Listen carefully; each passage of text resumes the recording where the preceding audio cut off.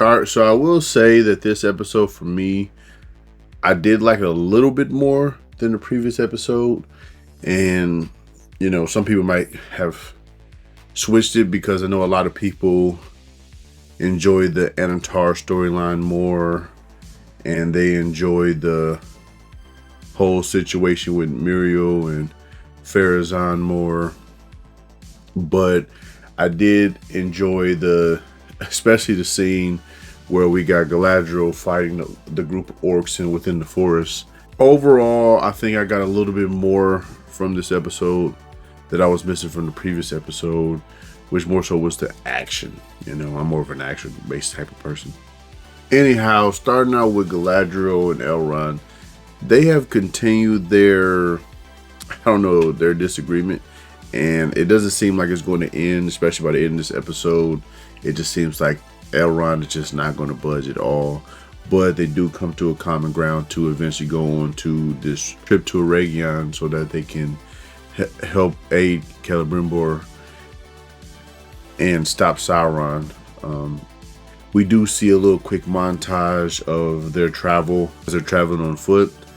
I was a little bit confused as to why they weren't traveling on horse. Once they had made it to the bridge, and the bridge seems to have destroyed by lightning, we get that little peek into the future, I guess, where Galadriel gets a vision of the Barrow-wights, and basically Elrond disregards anything that she says to stop them from heading south, given the fact that he knows that she's getting the visions from a ring that he does not trust. He's very much against the rings, as we've seen in previous episodes where he disregarded the High King and fled.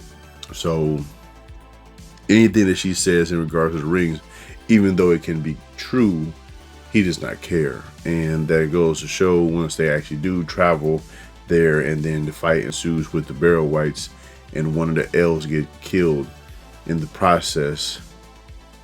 I personally would blame Elrond for this error, but they eventually get through the situation. I think Elrond has to come to a common ground. I think everyone has to come to a common ground, because I think it's unhealthy to be too pro for the rings, but also against it is too much as well. You have to have some type of balance. Someone can't overly rely and use on the rings, but someone can't just completely disregard it either. It should benefit, all the elves and everyone in Middle Earth, but as we know, Sauron would eventually create the One and then take control over all the rings within anyway, so I guess it doesn't even really matter. But as we see them travel along their journey, they hear drums, and that's the orcs, the army of orcs is heading towards Eregion. And once they make it to where they can see them from a distance, we do get the little moment of them coming up with a plan, trying to figure out what to do next. And then an unfortunate event, as some orcs off in the distance is passing by, they see a horse and start to shoot at the horse to take it down, I'm assuming to eat. One of the arrows unfortunately cracks the cartographer, and this may be controversial within the community, especially given the fact that there are a lot of fans who are for the books against the live action adaptations, and so I'm not too sure how many people like the situation where she's hovering over pretty much the wound, or holding on to the wound, and the ring pretty much grants like magic powers. Basically the arrow comes out of his body, and I'm assuming everything is healed up. I thought that was kind of weird. I don't know, like I said, I don't know everything about the lore, but someone in the comment section below, if that's not something that's supposed to be within the continuity, or if it was like a red flag or whatever, let me know in the comment section below how you felt. I guess I don't know, at this current moment I'm kind of 50-50 on it. I did enjoy the end sequence where Galadriel was battling against the orcs. The choreography of the sequence, I think, is the best so far for this season, and it really showed her versatility as a combatant. I will say that her staying in that one spot, allowing for herself to be surrounded, was a low IQ moment in my opinion.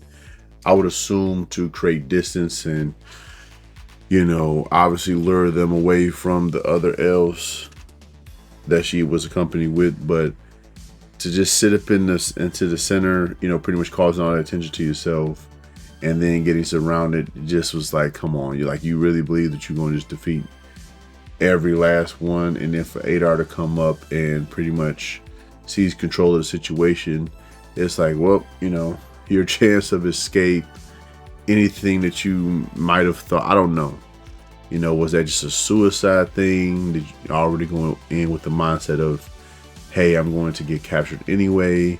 What was the thought process? Because obviously, you got the skill, you got the moves and everything like that, cool shots, good moments, but it was just like a low IQ moment.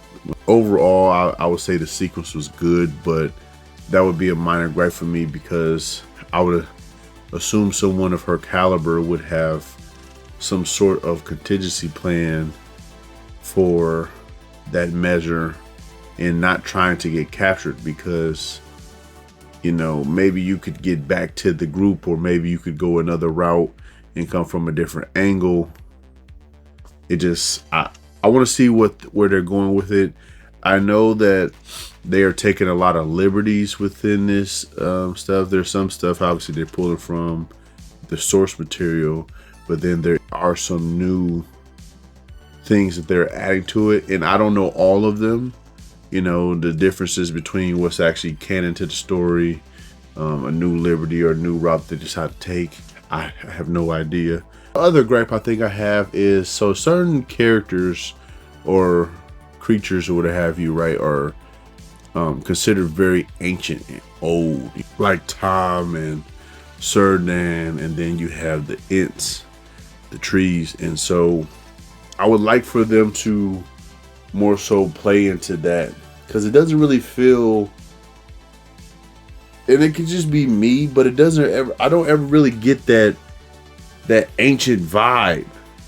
I don't know exactly what I'm looking for when I say that. It's just, I would assume there's a different level of perspective and there's a different level of intelligence and things like that would be like a stark difference. And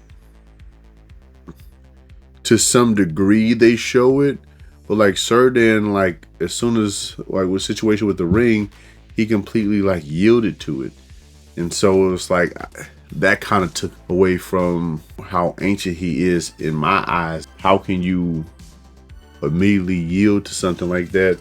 Wouldn't you have a greater understanding of pros and cons of the situation? I don't know if necessarily if the writers have done a good job with displaying more ancient characters within the mythos and how they respond to certain situations. Other modern or even old stories, the elders typically are going to have the wisdom and the understanding. Now, obviously, of course, over time, their old ways of thinking eventually dies out because a new modern era and just how things are done eventually has changed. And so you can't always go off of old law and old, whatever, but it just seems like they show up and then immediately out of nowhere, they're just treated as the next person. I don't get it. Tom Bombadil overall, I think, was pretty entertaining. I did enjoy seeing him and displaying his power. So obviously he's going to be the teacher, and I think he was said that he was like the teacher of the Dark Wizard. But I do wonder why he doesn't take a more like helping stance in the situation of battling. I guess, maybe he just doesn't feel like that's his purpose, or maybe that was never his purpose. So maybe within a fight stance situation, he's no good. Overall, I liked the tree situation. The the tree had pretty much took the stranger in, and I thought that was pretty hilarious. I didn't know what they were going to do with that situation. I thought that the stranger was going to actually reverse it, but clearly he was hemmed up. There was no saving him until Tom showed up, so that part was pretty entertaining. Running into the stewards, thought that was pretty okay. Gunda Bell, I liked her sass and the way that she handled the situation. I don't know, as I said before, I'm not the biggest fan of this Hobbit, Harfoot, now Stewart, like storyline. They're okay characters, in my opinion. When I'm tuning in each episode, it's not to watch them. And I understand that it's necessary for the entire story. I just don't know how much I could care about it. And I think that kind of, in some sense, will always keep my episode ratings not as high as they possibly would be if they weren't in the story. But then again, that's just more so just me imagining of making improvements on other stuff as well. It's not just solely on, them. They're not awful characters or anything like that. But I don't get a whole lot from it. It's a neat little idea, I guess, but outside of that, I'm not really gaining any enjoyment from what I'm seeing. So overall, I would say that whole sequence was okay. I think my favorite part of the episode, though, overall, was just all of the parts where with Isildur and Arondir and Estrid. I enjoyed the character dynamic and how they bounce off of each other and the balance of the group. I really enjoyed the fact that Arondir wasn't buying anything that Estrid had said, and he actually was the one who outed her for having the branding of Adar. Isildur, in my opinion, man, it's like love at first sight for him. I mean, this guy is clearly not thinking with his head whatsoever, and he's always trying to look for an advancement. And it's almost got him killed pretty much in this episode, where Estrid was going to stab him. Arondir had an arrow drawn on her for just in case purposes, but man, and then the tree had knocked her out, and we got a good sequence between Arondir and the tree and him pretty much apologizing for causing all this damage to other trees and stuff like that. Right as soon as Isildur goes back to tend to her and wake her up, he's going in for a kiss.